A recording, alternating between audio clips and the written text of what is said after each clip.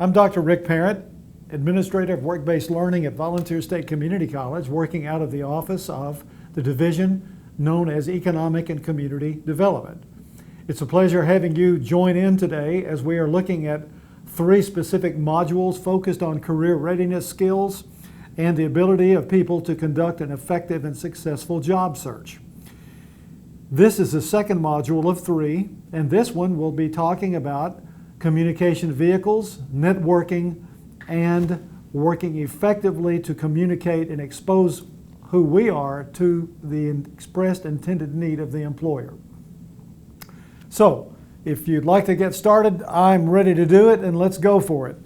If you would like the resource document of which I'm using for this purpose, you could obtain that by communicating directly with me. That's rick.parent, P-A-R-R-E-N-T, at volstate.edu, or you can call my office number and request the job search manual. That would be 615-230-3321. Let's get started. Again, this module is dealing with communicating and networking and using specific vehicles to communicate with the employer. In the job search strategy, we've already discussed how to successfully begin the process. This is the second segment. This focuses on letters of application, applications, resumes, references, and the use of social media as we connect based upon the intentional need of the employer as we've interpreted that, looking at job announcements and job postings. So let's get started. One of the things that you do is you begin to think about what are the ways in which an employer wants you to communicate with them. One of those is through the use of a telephone.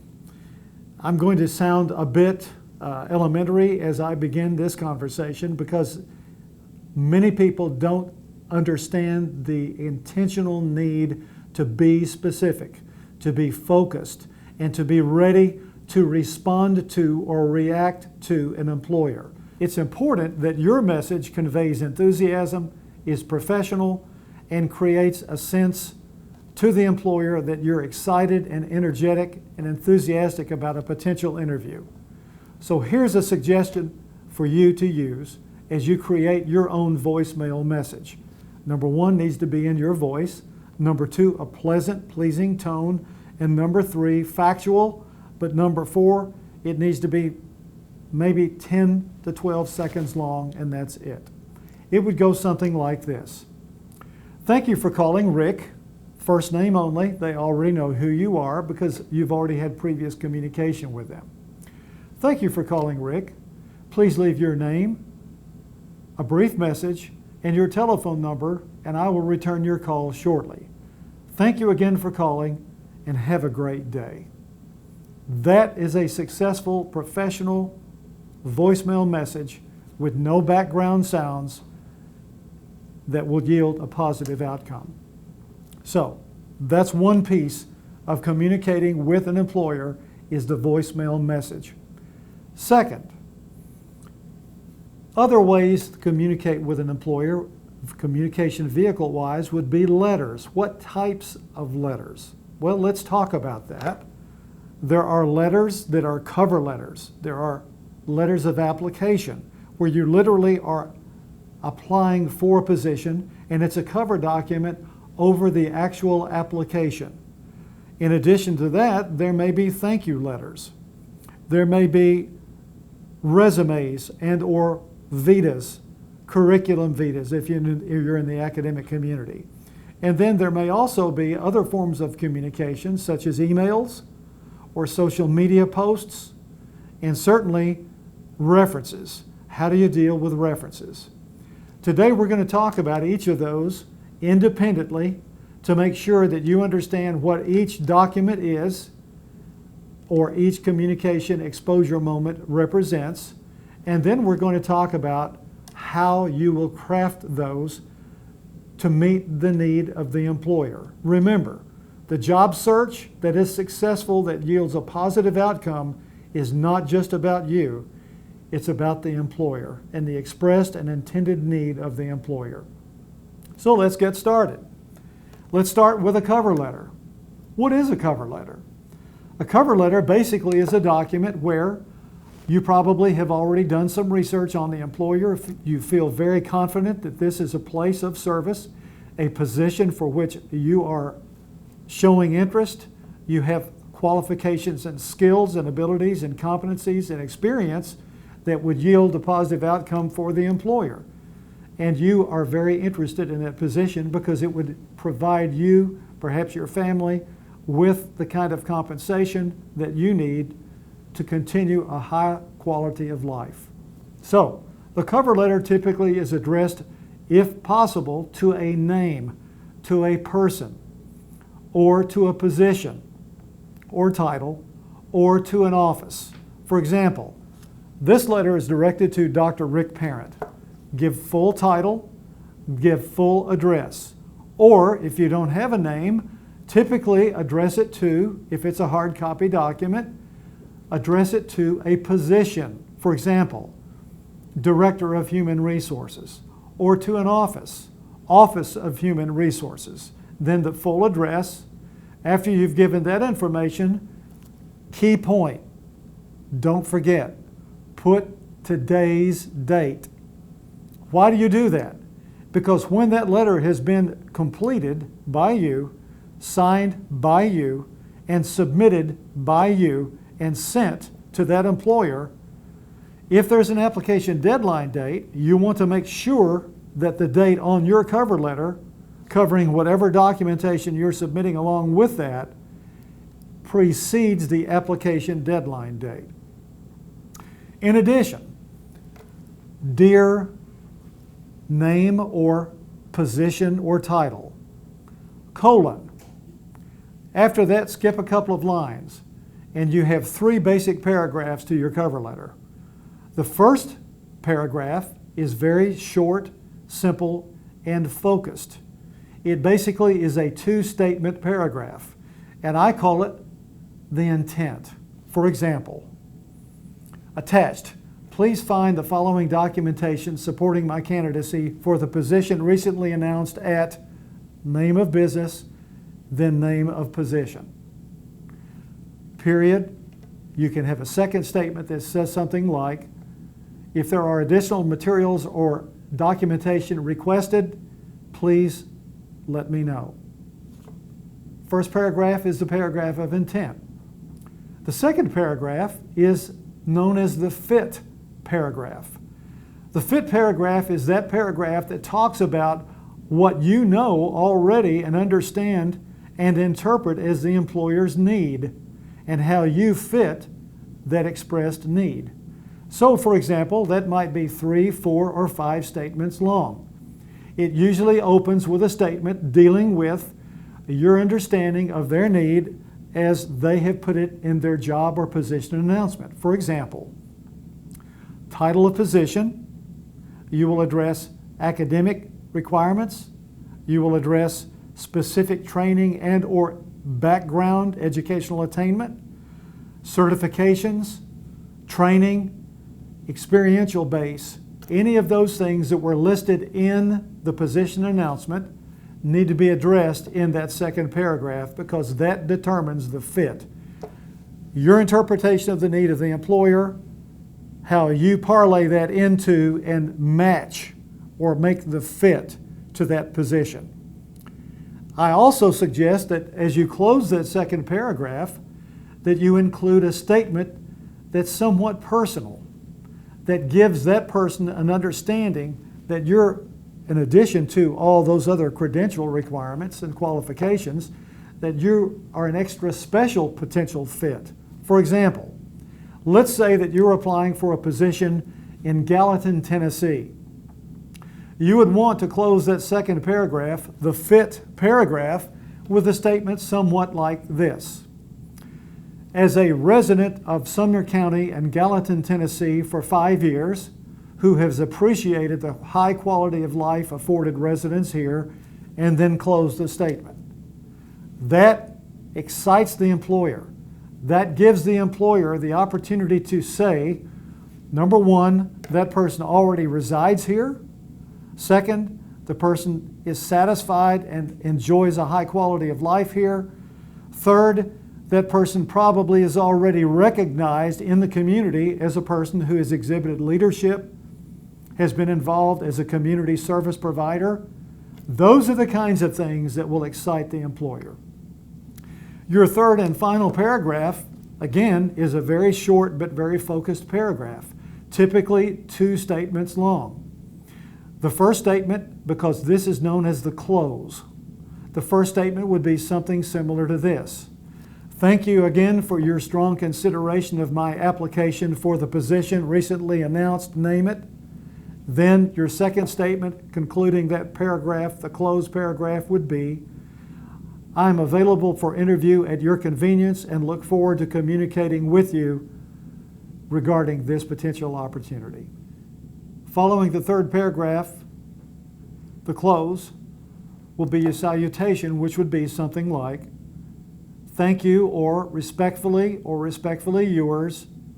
Then underneath that, you put your name. And then underneath that, if you are using this as a cover document, you would cover it by saying enclosure, or use the word enclosures, colon, and then 2 spaces, then submit what is that or what are those documents that you're using to support. For example, resume, curriculum vitae, references, salary schedule, those documents that this letter covers. That's the cover letter. Again, the cover letter is focused, specific to the expressed and intended needs of the employer, addressed to a person or position or office. It is framed specifically for intent, for fit or match, and the close. That's the cover letter. In addition, there may be other letters, such as a letter of application. A letter of application is very similar to the cover letter, except its basic focus is expressed the intent as you've addressed it to a specific, again, person, position, or office. And then the second paragraph of that would express that this is covering an application for employment. You could conclude with a closed paragraph similar to what I've said. Here's a caveat. Anything and everything that you submit as a part of your job search to an employing official, proofread. Not only your eyes, not just for your eyes only, but have someone outside of self cautiously and carefully proofread. Why would you do that? Here's the reason. In many cases, today there are specific software packages that are being used by businesses to look for misspelled words, poor punctuation and grammar, or a lack of focus to the position. Those are automatic, and they can immediately cut your application status out unless you've done your homework and you know the need of the employer and you successfully completed a cover letter or a cover document that meets all professional standards. So that's very important. Here's another point, very critical. In addition to the cover letters or letters of application, if you're submitting documentation online, and more than not, that's how jobs are now made available. They're online through chambers of commerce, websites that we've spoken about in the other training module, which was job search, such as snagajob.com, jobs4tn.org, indeed.com. When you've seen a position announcement and you're responding to that announcement, if it's online, typically they will want or ask you to submit an application online. In addition to that, they will want a cover document. So what you will need to do then, again, online submission, is to create those documents before submission, which means there will be an online application, but before you complete that and submit it, go ahead and in a Word document format, create those other required documents so that when it comes time in the submission for the online application status to do so, you already have them. Here's a word of advice. When you do submit documentations online for jobs, in some cases, there will be a time requirement. For example, it may be you have 1 hour to complete the submission of all that documentation. Or it may mean that once you've started the process, you may lose what you previously submitted unless you already have the other documents to upload in that application status. So this can be somewhat complicated. So create the documents, looking at the job announcement in advance, looking at the application online, seeing what they want or the desire is, and then if it's an online application, make sure that you complete it in toto. Every line has a purpose. Complete that completely. Leave no lines blank. If it comes to the salary or compensation question, do you have to submit a salary requirement? I believe that it's important that you could say something similar to this. We'll discuss at interview. Or negotiable. Those are two ways of handling it. Both of those are professionally accepted.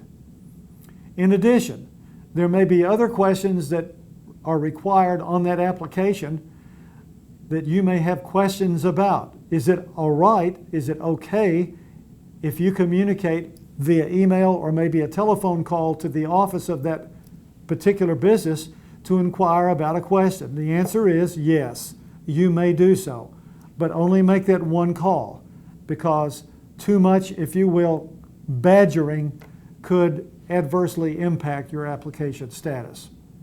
So again, cover letters. Again, letters of application. Again, an application. And I'm going to read a couple of items here that are helpful hints. When you're submitting an application, I want to make sure that you do this and you will have the highest possibility of being an interviewee. Number one, if you're writing it as a hard copy application, do not write in cursive. Number two, use a pen and not a pencil. Number three, neatness counts.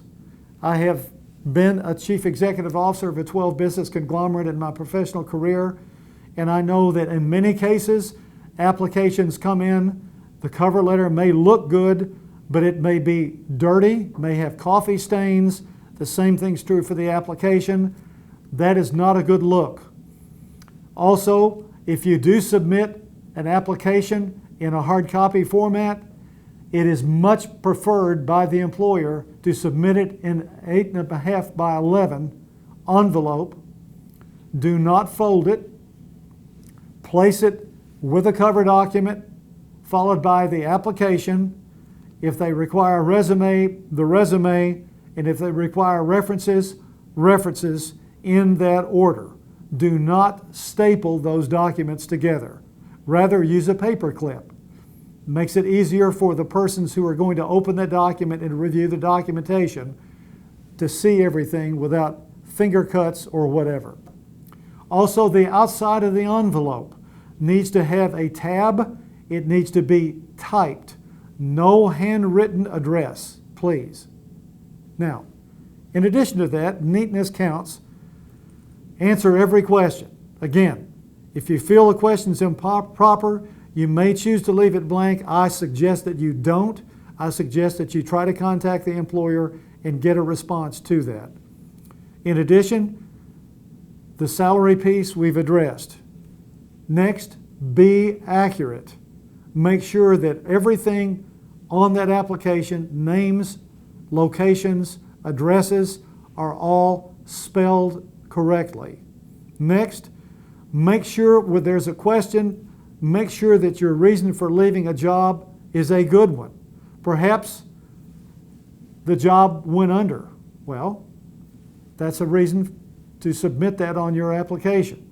Say job was or position was eliminated due to business going out of business. Make sure that your submission is to a person's name if at all possible, or the position or the office.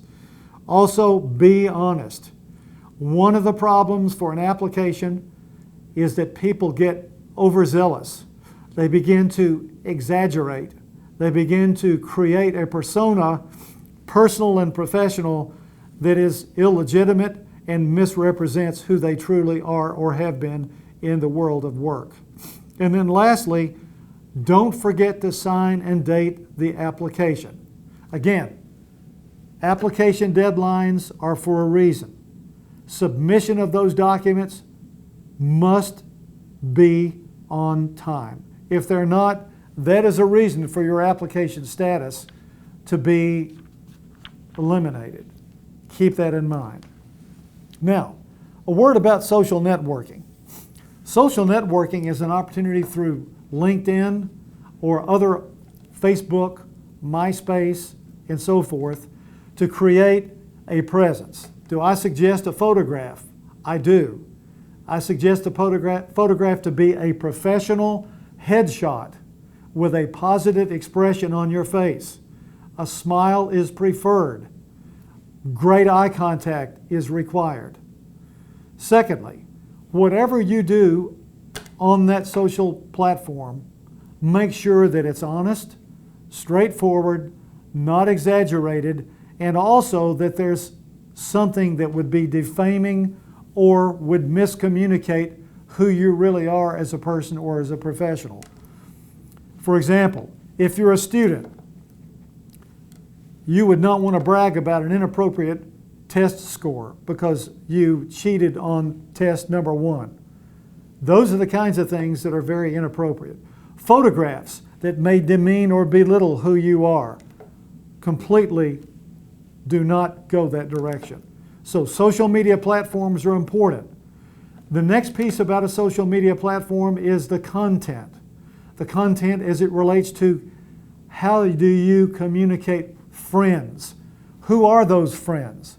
Business today, ladies and gentlemen, actually have individuals as a part of their HR staff in many cases who do pre-screen applications and applicants by going to those social media platforms to see what Twitter, to see what Facebook, as an example, posts look like, because those can be clues to keeping you in the game or keeping you out of the game. So, you want a consistent, positive, professional portrait. That is the key to the whole situation. In addition to cover documents, cover letters, letters of application, and now social media posts, thank you notes. Once you do have an interview or once you've had contact with an individual, it is important that you communicate with them, and I suggest no emails. I suggest handwritten thank you notes with a statement that says, this is the manner in which communication has been previously communicated. Whether it was me submitting an application for employment, or I met you at a leads exchange meeting at the Hendersonville Chamber of Commerce. A brief statement saying it was a pleasure meeting you. Again, I'm looking for the following situation employment-wise and would be happy to speak with you in the future about how I might be able to make a difference in your organization. Again, cover documents, thank you documents, social media platforms.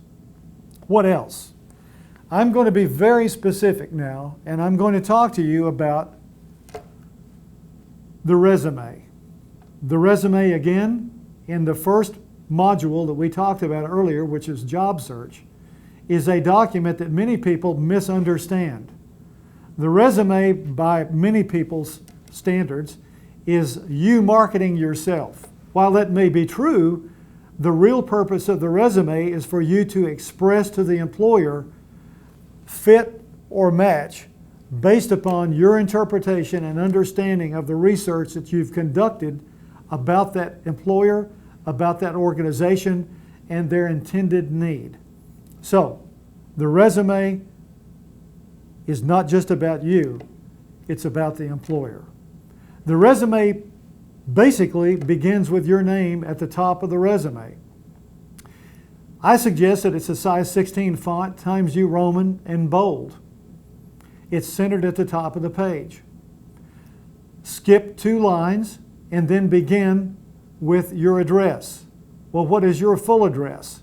I know today that there are those in the employment community who are saying, or in the human resource community, saying that perhaps a full address is unnecessary. I disagree with that, because my goal for a resume is to make sure that I've equipped that employer with all the necessary information required to get back to me.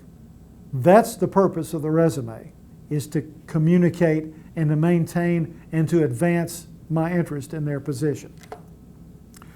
Your name again, skip 2 lines, then give me your full address.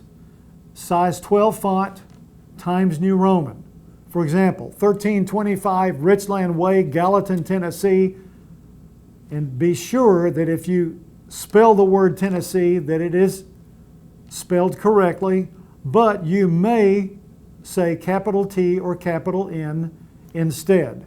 Make sure both of those letters for that state are capitalized, and then give the zip number.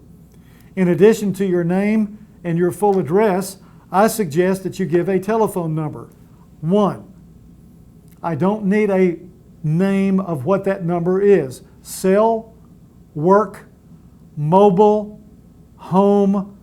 If they can't tell that's a telephone number, and you've selected that to be the telephone number of choice for future communication, then you don't need to work with those people.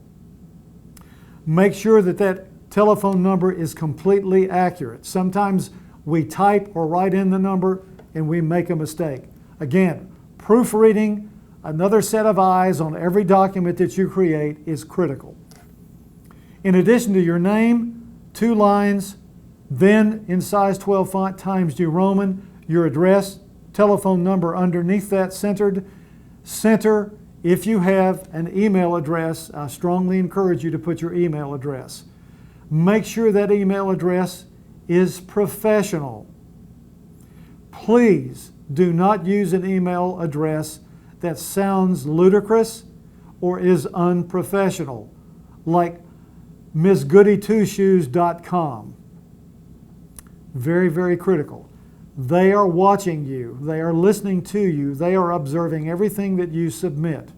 Again, going back to the telephone number, make sure that that number will be answered, or there's a voicemail message that you have created similar to what we talked about earlier. When that person calls representing that business, they are usually going to be listening for tone, quality of the response, and how much time does it take between the time they've made the call for that voicemail message or for you to respond to that caller. So that's very important. Once the call has been made by the employer, if you have a conversation, be sure that you identify yourself and that you understand basically the reason why they're calling, and then move forward with that.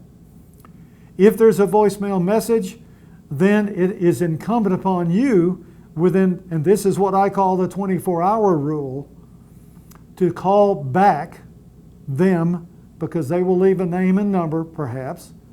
Call back within 24 hours and respond by giving them your contact information, your name and reason for calling if they don't answer personally. If they do, then conduct a conversation allowing them to take charge of that moment.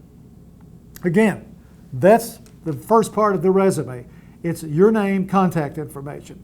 Then I suggest that you skip a couple of lines and you use bullet points under the following header: professional profile. Professional profile and all other headers will be Times New Roman size 12 font and bold in capital letters. Very critical. Again, Times New Roman size 12 font, bold and capital letters. Underneath that, centered, I suggest 6, maybe 8 bullet points that would be centered, that speak to the existing and specific needs of the employer that have been identified in the job announcement that you are responding to. Very important. For example, team builder, customer service oriented, computer savvy, self-motivated, enthusiastic, dependable. If there are specific skills that are associated with, for example, computer applications, you can list those. So again, name, contact information, your first header centered, professional profile, specifically focused to the need of the employer as demonstrated in the job announcement. The next header, 1-inch margin, left side of the page.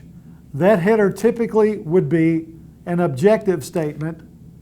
That objective statement needs to be very specific. Again, all other headers are size 12 font, Times New Roman, bold, and capital letters. Very important. The objective statement is specific, such as applicant to obtain an entry-level name position at name of organization. That is a specific position announcement, not something like this. To secure a job at X, to continue to grow and develop as a whatever else. No, that's not your objective. Your objective is to secure a particular position at a specific place of employment, period. That's it. Then I suggest after your name, contact information, professional profile, and the header with that information, the objective statement, order your information based upon the way in which they have ordered it in their position announcement. For example, in some cases, they may have an educational requirement or an educational attainment goal. And if they do, that is your next header. You would put education. Again, Times New Roman, 12, bold, capital letters. Then underneath that, you would name the specific degree or degrees or certificate or certifications that you have earned. Then comma, then name of organization, college, community college, training centers, whatever else, and location. Then underneath that, bullet points, probably 3. Those bullet points would be something like certification completed, degree completed, and give a date and a time. It could be something like graduated summa cum laude, 3.8/4.0 scale. Again, education is your header. Again, name of place. Underneath that, bullet points as described. Skip 2 lines, go to the next header. Again, ordering the information in the manner in which you found that in the position announcement. In some cases, it could be work experience. Again, use the same format. You would use position that you were in. For example, let's say assistant manager, that's bold, comma, then the name of the place of business. Retail store X, comma, name of community, Nashville, comma, capital T, capital N. That's on that line. Then underneath that, 3 bullet points. One would be time, present, or past, where you've been an employee. If you're still working there, then put, for example, June, comma, 2020, present. If it's a historical situation, you would put June 2017, comma, and then whatever that last date of employment may have been, okay? Follow that by other bullet points directly underneath each other, indented properly. Those specifically mean that you are addressing the needs of the employer, using their language, using keywords. For example, keywords would be, if it's in present tense because you're currently in a position, start with a word like supervise, like supervise staff of 10 part-time employees. Second bullet point, maintain strong customer service orientation platform. Third bullet point might be evaluate staff performance and evaluation program. Again, speak to the needs as expressed in the position announcement. use those kinds of keywords that they use in their position announcement. If it's a present tense situation, which means you're still currently enrolled or you're still currently working there, use those in the present tense, the key verbs. If it's past tense, put those key verbs in past tense. And then you would follow that experience by putting 2 spaces or lines and then listing others that are work environments or work experiences that have something to do with the position for which you're showing interest. Here's a question that comes from many people about the job search and these kinds of resume requirements. Well, what if I have a work history of 25 or 50 years? Do I list all of those position announcements or all of those position experiences? The answer is no, you do not. Identify for your purposes and the purposes of the employer, what are those employment, historical, or present experiences that have a direct relationship to the position for which you're showing interest. Very critical, very important. Some people talk about job gaps or historical gaps in employment. How do you address that? This is not the place to address it. You address that in the second paragraph of your cover letter or the fit or match. For example, you may be, let's say, a lady who has a family, and you may have been a working part-time person in your community providing community service. List that. It may be that you have been the provider for the family for homeschool education. List that in the second paragraph. It may be that during that time you have maintained not only what it is you're doing in the home, but you have a cottage business. We'll list that.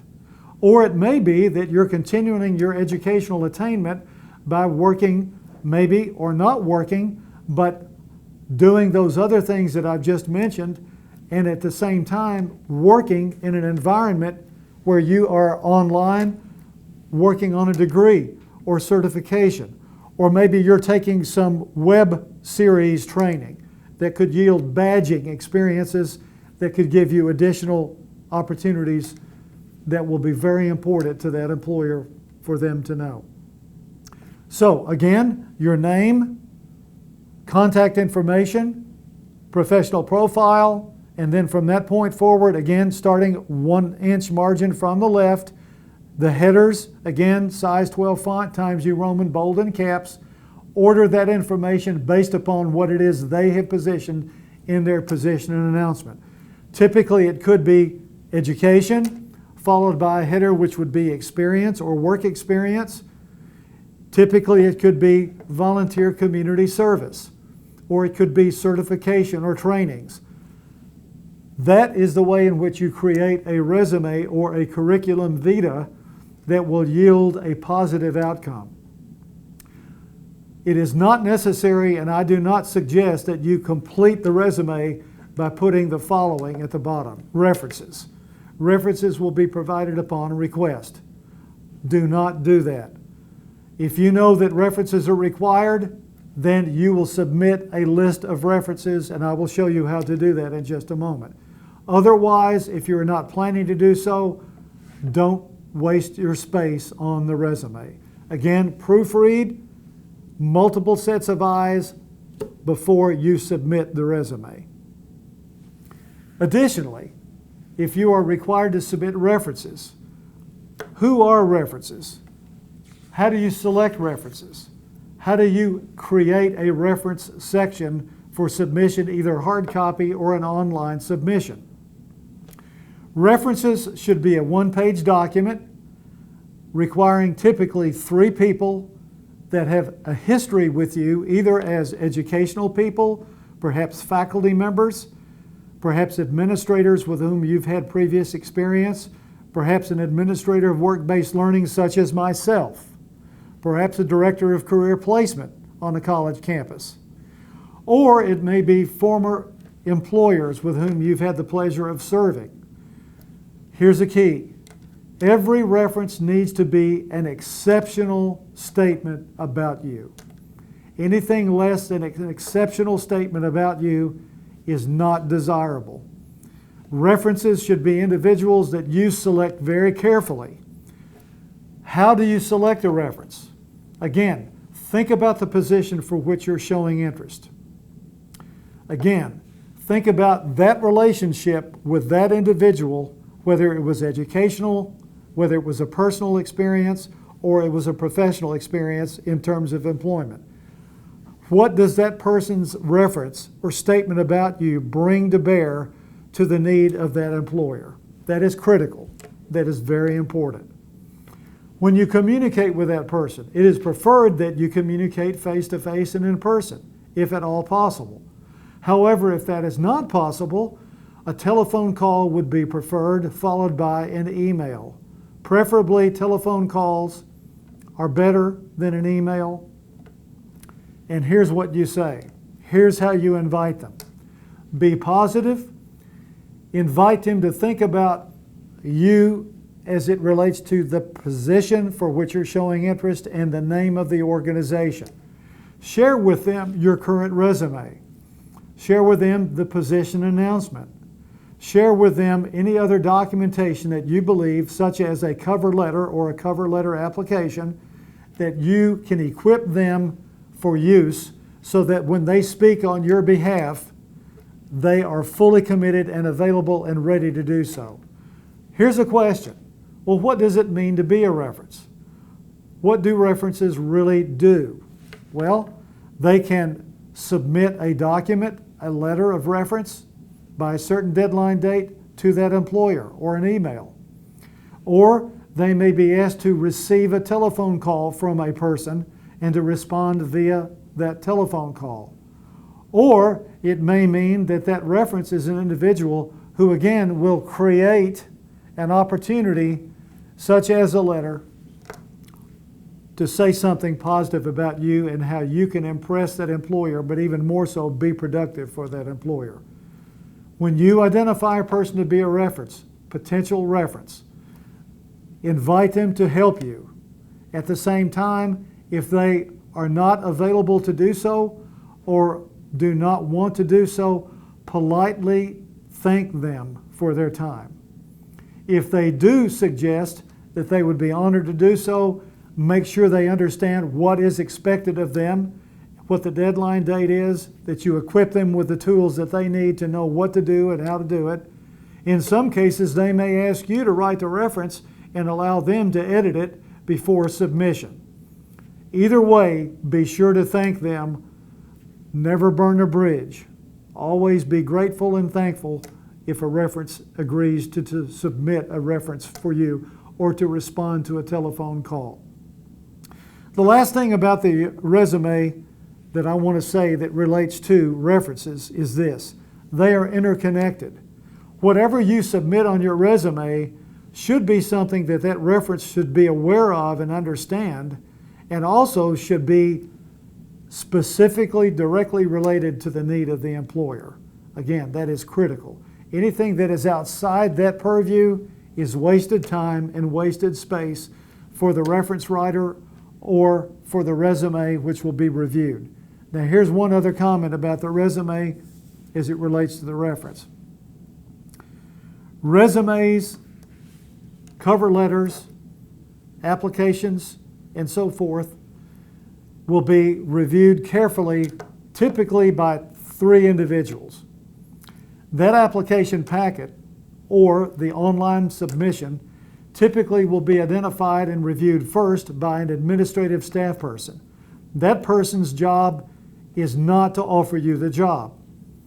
That person's job is to assist you by creating for the employer an exposure moment. Again, misspelled words, poor content, plagiarism, poor punctuation, any of those kinds of issues, that person, that administrative staff person, receptionist, secretary, administrative professional, may pull your application out and put you in the large stack because there were issues, which means you're no longer a serious applicant.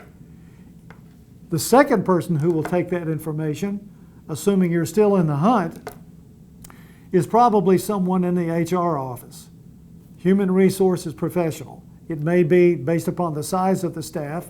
It may be the director only because it may be a one-person operation.